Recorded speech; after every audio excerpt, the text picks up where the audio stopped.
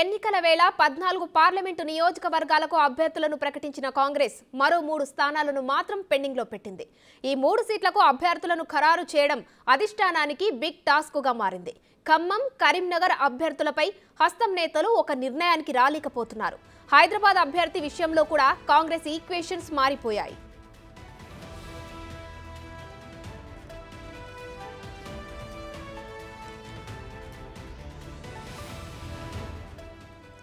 ఇటీవల కాంగ్రెస్ కు ఎంఐఎం దగ్గర కావడంతో అభ్యర్థి ఎంపిక ఇంకా కొలిక్కి రాలేదు.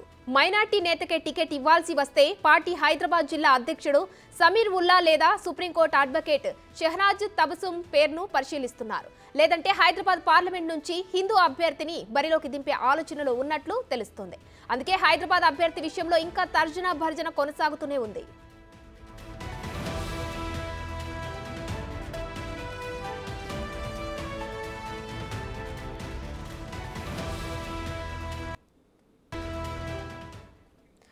ఇక 14 పార్లమెంటు స్థానాలకు అభ్యర్థులను కేటాయించిన కాంగ్రెస్ పార్టీ 3 సీట్లను పెండింగ్ లో పెట్టింది. దీనిపై మరిన్ని డీటెయిల్స్ మా deputy bureau chief Sadiq live లో అందిస్తారు. సాదిక్, చెప్పండి. దాదాపుగా 14 సీట్లకు అభ్యర్థులను కేటాయించిన కాంగ్రెస్ పార్టీ టఫ్ సీట్లైనటువంటి ఈ 3 సీట్లను ఖమ్మం, వరంగల్ ఈ 3 సీట్లను మాత్రం పెండింగ్ లో పెట్టింది. మరి దీనికి అభ్యర్థులను ఎప్పుడు ప్రకటించే అవకాశాలు ఉన్నాయి? సుమశ్రీ, కాంగ్రెస్ పార్టీ చాలా వ్యూహాత్మకంగా పార్లమెంట్ ఎన్నికల్లో గెలిపే లక్ష్యంగా 14 సీట్లు పైగా గెలుచుకునే లక్ష్యంగా CM PC chief Revanth Reddy పూర్తి స్థాయిలో ఫోకస్ పెట్టడం జరిగింది. ఇప్పటికే కాంగ్రెస్ అధిష్టానం కూడా 14 సీట్లు ఖరారు చేయగా 3 స్థానాలు మాత్రం పెండింగ్లో పెట్టడానికి ప్రధాన కారణం ఉంది. అక్కడ ఖమ్మం జిల్లాలో చాలామంది అభ్యర్థులు పోటీలో ఉన్నారు. ప్రధానంగా అంటే 3 మంత్రులు కూడా తమ సమీప బంధువులకు ఇవ్వాలని కూడా వాళ్ళు ఇప్పటికే పార్టీకి ప్రపోజల్ పెట్టడం జరిగింది.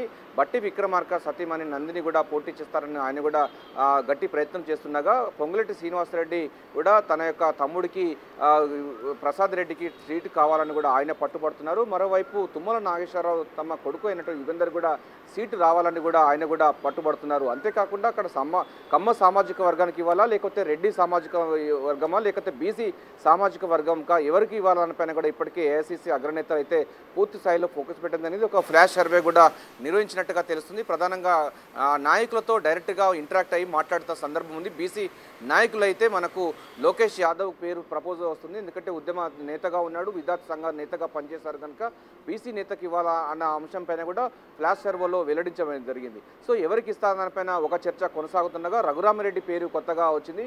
అదే ఆయన కూడా పొంగులేటి శ్రీనివాసరెడ్డికి ఆ సమీప బంధువు కావడంతో ఆయన పేరు కూడా ప్రపోజల్ వచ్చిన నేపథ్యంలో ఎవరికి సీటు ఇవ్వాలనిపైన కూడా తర్జన భర్జన కొనసాగుతుంది. సో నేడు కానీ రేపు కానీ ప్రకటించే అవకాశం ఉంది. రేపు AICC general secretary KC Venugopal Hyderabad రాబోతున్నారు.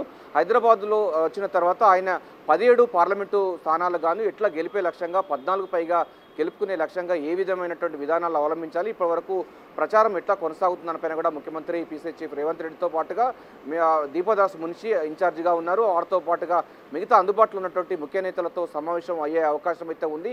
ఇప్పటికే 14 సీట్లకు సంబంధించిన అంశాలపైన కూడా పార్లమెంటు వారీగా ముఖ్యమంత్రి రేవంత్ రెడ్డి అయితే సమీక్ష సమావేశాలు నిర్వహిస్తున్నారు. గెలుపు కోసం అనుసరించాల్సిన వ్యూహాలపైన కసరత్తు ముమ్మరం చేస్తున్న సంగతి తెలిసిందే.